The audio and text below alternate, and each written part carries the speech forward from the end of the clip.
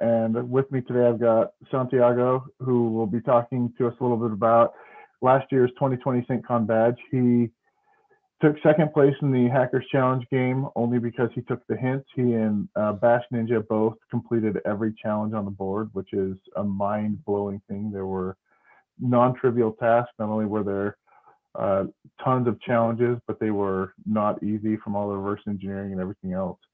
One of the fun ones, though, was the crypto on the SAINTCON badge that everyone got last year, the coronavirus badge.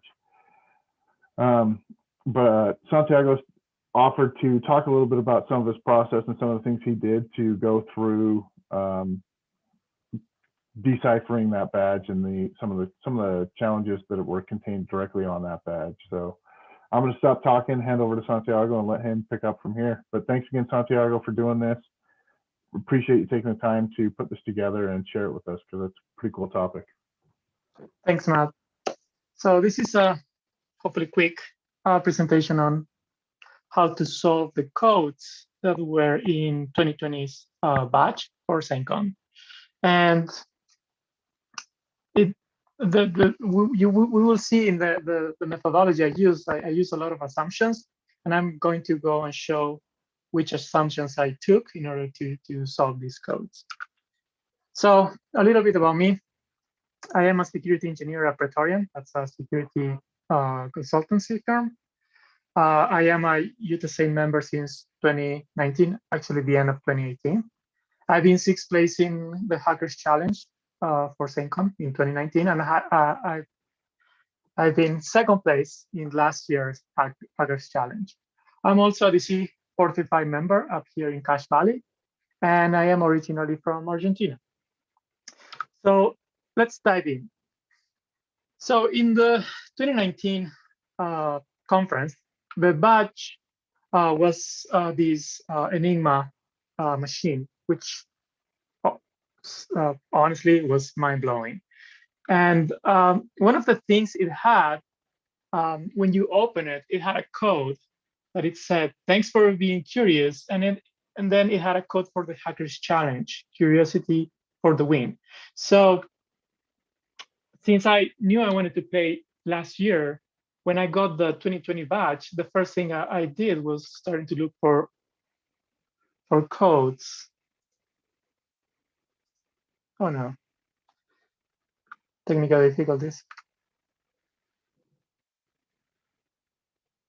Let's see, try again.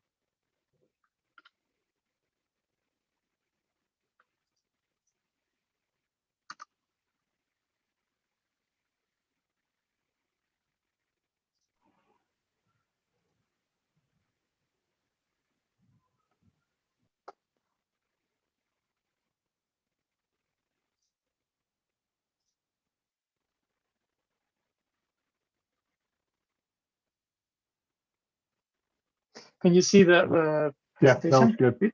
All right. So for the 2020 badge, when I got that, I started to look for codes. And in some of the pieces of the badge, you actually see a few codes. So we have two small pieces that were similar. It had a front and back components. And then there was a large piece that has two big codes, one in the front, another in the back. And I thought, well, these are definitely codes for the Hackers Challenge. Let's try to solve them and see what we can do about it. But honestly, we don't know if those are codes. So I started with a lot of assumptions. Is this a challenge? Well, so my first assumption was, yeah, let's think this is a challenge, and they want us to solve them. So they have to have some increased level of difficulty, and they should be solvable. And then when you start to think about codes, the easiest one is a substitution cipher, probably it's a Caesar cipher or another form of rote cipher. So maybe there is a little bit of classical cryptography, and they are all U-shaped, and that was a big assumption. And it has to do with the way you need to orient these pieces, right? The open part of the piece has to be up top. That was a big assumption. So I started with the first one. And it was a small prompt, which since it has alphabet letters, I was like, well, okay, so if this is a scissors or another type of root X, where letters are just shifted or rotated, we can easily get to find a code. And to do that, the best tool I use is CyberChef, which has many algorithms. One of them is rote. In this case, I use rote 13. And you can see that even with spaces, the code is really easy to read. I mean, thanks to the spaces, the code is really easy to read. And when you just put that through the recipe that CyberChef has, we get the first code, which is test points can be found. So going back to my assumptions, I was like, okay, this seems to be a challenge. They want us to solve them. There are substitution ciphers. At least one of them is a substitution. It's a Caesar, or technically it's a rote 13. So I kept working, and I was like, okay, let's assume these are classical cryptography codes, and that they are U-shaped in the sense that the orientation is based on the fact that the open position of the piece is on the top. So the next thing I did, I went to Wikipedia and searched for classical cryptography, and there are quite a few algorithms. So basically, I opened all of them. I went and clicked on all of the links and tried to figure out which ones had the same symbols that we found in the pieces of the badge. And one of them was this Pen Cipher, which has some weird symbols like lines, dots, like vertical, horizontal lines, diagonal lines, dots with them. And I used this one to solve the large one at the front, right? So you basically take the first letter, substitute that with the code. So for example, the first one is going to be an M, the second one is going to be an O, and so on and so on. And that's how you get the second code. So this is a very simple substitution cipher. You just need to know. So for those of us that aren't as smart, when you say the first one, are you starting from the left, that C-looking thing with the dot in the middle? Yeah, let's see if I can. I don't know if you can see my pointer, but I started with, at the piece, I started with the top left, right? So we see kind of like a box that is open to the left with a dot in the middle. And that's going to be the letter M. It's a box with a dot, and it has the letter M. Does that make sense? Now that you explain it to me, yes, it makes sense. Okay, so the second one is a box with a dot inside, but it's open to the right, and that's an O. If you look at the O, it's a box open to the right, and it has a dot in the center.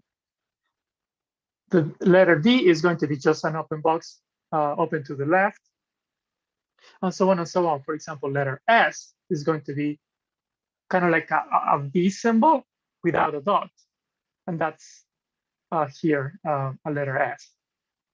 So that's how you do it. It's just a basic substitution cipher text.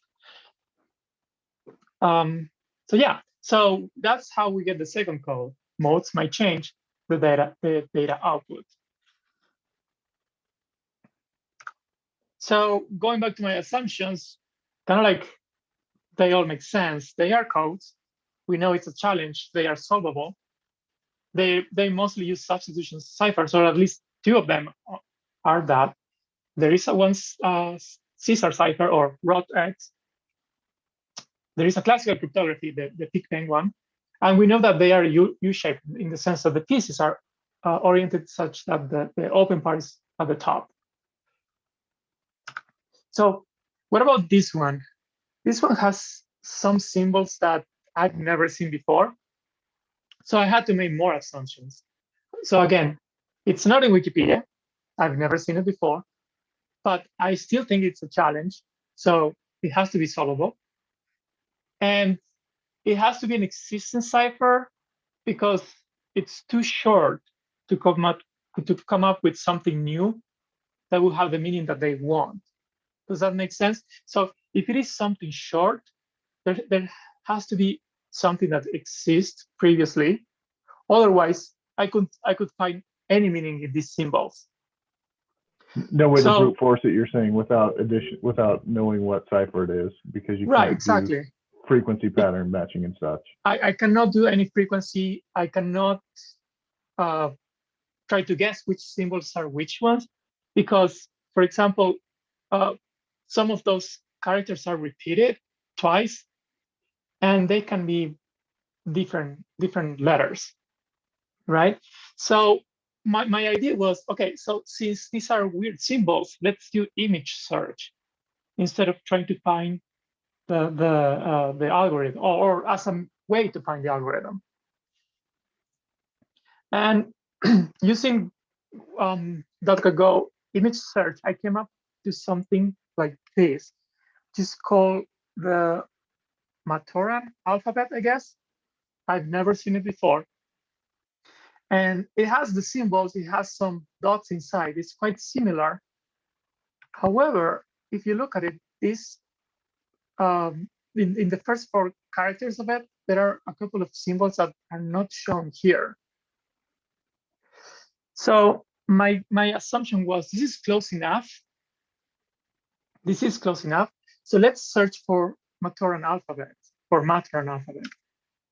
And if you start searching for it, you will find something like this, which actually has different symbols for the numbers. And you can see that number 2 and number 0 match the first 4 characters twice each in this code.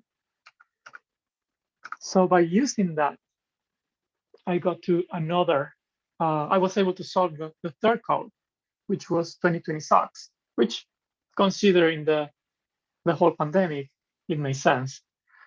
And so at that point, I had 3 codes, and I was trying to get the last one, which was a little bit more challenging. So we know they are codes. It's a challenge. They want us to solve them. So there has to have some meaning. There are substitutions, or at least 3 of them are. So my assumption was this has to be a substitution.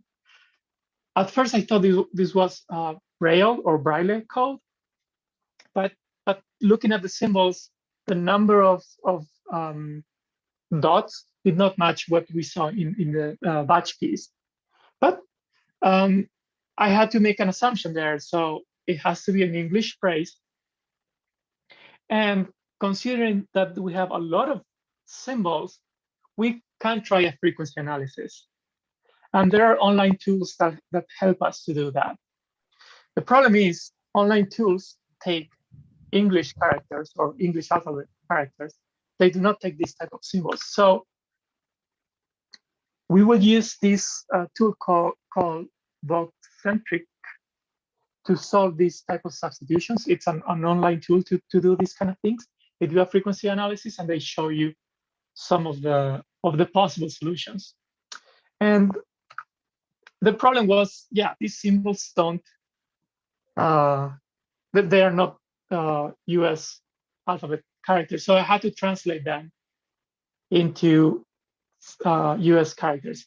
And here you can see the way I did it. I just assigned letters to each of the symbols. It doesn't matter the order.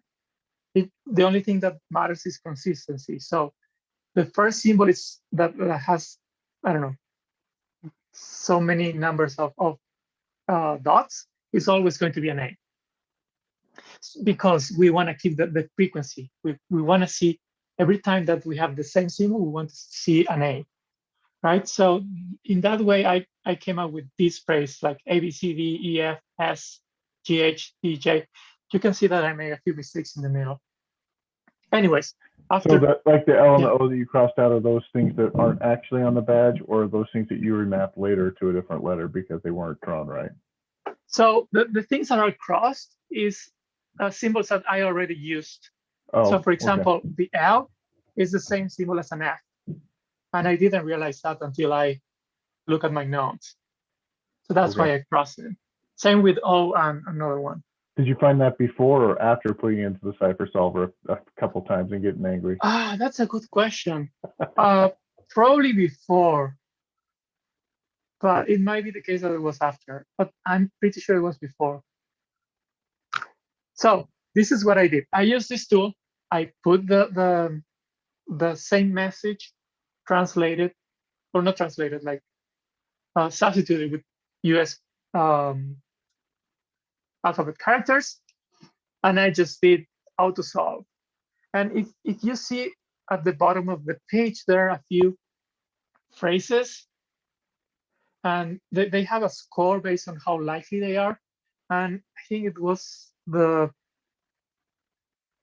let's see, one of the bottom ones, not one of the first ones, had this phrase, have low tried, shorting day on boot. And that caught my attention, right? Have, instead of have low, it could be have you. Have you tried shorting instead of they can be them on boot. And that sounded like a technical phrase. So I started to change the substitution pattern, the substitution key, in order to make a sense of that phrase. And that the phrase I found is, have you tried shorting them on? I'm sorry, have you tried shorting them on boot? Be careful, which kind of like makes sense to me, and might be related to like some step. For example, something used was motherboards can be, you can use some sort of jumpers in motherboards to change the way they boot. So this, the phrase had a meaning to me, some sort of meaning. So I think this is the one. This is the sentence that was there. Unfortunately, I don't know if the codes were right, because this was not part of the challenge. I did not get extra points for solving these codes. However, I spent quite a few hours solving them, and I think I've learned quite a few things. Yeah, it didn't help me to get to score some extra points, but at least I had a lot of fun. So yeah, there were no extra points in HC 2020. So all that I did was without, it didn't pay off the way I thought it would. Is this a shout out to ASAVLAG to make sure it gets included in 2021? Is that what you're doing? Hopefully. I think it's great. I think solving these type of things, like when you mix like the physical component and then the logical component, makes a lot of sense. And since this was not part of the Hackers Challenge, I had no way to validate if the codes that I got were right. So last night when I was putting this presentation, I was thinking maybe I could talk to Complicate Mike and see if these are the right phrases or right codes that were printed in the batch. And that's the end of the presentation. All right. So quick question and answer session, if you're okay with it and have a little bit of time here. So you talked about how you did this in 2019 and in 2020 both, right? You compete in Hackers Challenge, and even though this didn't get you points, it's very Hackers Challenge-esque. It's the type of thing you see in the Hackers Challenge. Compare in 2020, obviously you were by yourself. There wasn't as much in-person collaboration. Talk a little bit about the collaboration options 2020 versus 2019, and what you liked, what you didn't like, and how they're a little bit different. That's a very good question. So for me, collaboration was more important in 2020, even if the Hackers Challenge was not designed to collaborate with other people. I actually got help from a lot of people, especially to solve the hardest problems. yeah, I had to put some effort. I had to keep digging or keep pushing, but I got way more help. I would say in 2020 than in 2019, even though it was not designed to be used that way. So if you find people that are doing the same things, I would say talk to them, help them, and get help. Yeah, for sure. That's a little bit of a self-serving question when I ask that, because I love to watch and to be a part of the collaboration sessions. You mentioned 2020. I remember on Discord, you and Bash Ninja and several others got in there and would just pick up a channel and say, "Hey, I'm going to do a walkthrough on this," before the Hackers Challenge was even over. And I completed more challenges watching someone else in a walkthrough than I did by myself. And I mean, I only submitted keys for a handful of them, but really it was just fun to sit down and learn and to grow. Another question I've got for you is, of all of the challenges you've done, whether it be SAINTCON or personal study or other things, what's the the puzzle type CPF or the challenge type thing that you learned the most on or had the most fun in? Oh, that's a good question. And again, it doesn't have to be tied directly to the SAINTCON Hackers Challenge, but whatever. If you just tell a little about the puzzle and what you learned from it. Right. Well, so actually, I enjoyed this one a lot. Doing it and kind of like showing to myself that I can solve these type of things was really good. From 2020, there were a lot of challenges where I learned things, but it was like I would say I did not enjoy the process of getting the keys because it was a lot of work. Something I did really like from the 2020 challenge was there was some questions about electronics, like resistors and current. I did those things in high school, so it was quite a few years ago, and it was awesome that I could still solve them. From 2021, cool. from 2021, the challenge that I liked the most, I'm sorry, for 2019, was the social engineering one. There was one where you needed to go and get the room number of 5 people, and you kind of like had to use like any tools you could to get those numbers. Like you could bribe people. I got many candy bars out of that deal. It was a pretty sweet challenge for me. Yeah, and that was very exciting. I love the phrase you used there. You said, I like this because it shows myself I can do this. And for me, that is the heart of all of these Hackers Challenge puzzles and prizes and challenges, is to, I don't compete to see if I can win or to do it. And I very seldom do more than 5 or 10 challenges to complete them. But I love to do it to show myself that I can do it. It's such a confidence booster. And you go in and you look at this puzzle and you're like, I can't do anything. And then you'll hop on Discord and ask for help, or you'll hit Google up and do things like you walk through the process here where you Googled some of these ciphers and how to go through it.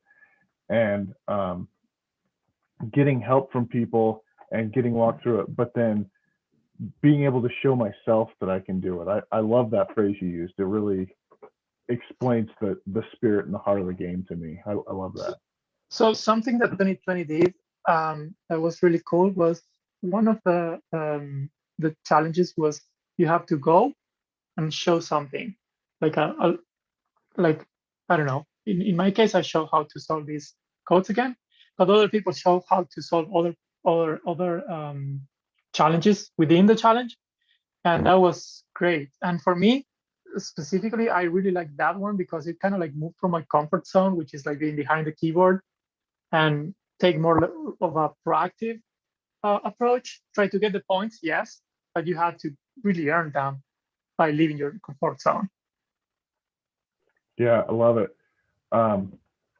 That's really cool to see the pulling you a little bit out of your comfort zone and making you learn new things, but also to give back a little bit to the community. That was one of the things that was talked about when that challenge was created, and that's one of the things I love about SAINTCON and everything in general, is the giving back to the community, and everyone's willing to do it. It's just finding ways and helping them come up with those. There's a couple of comments in Discord I was going to pull up and read really quick. Sodium Hydrogen was talking about those wondering about the Matorian alphabet. It's from Lego Bionicles.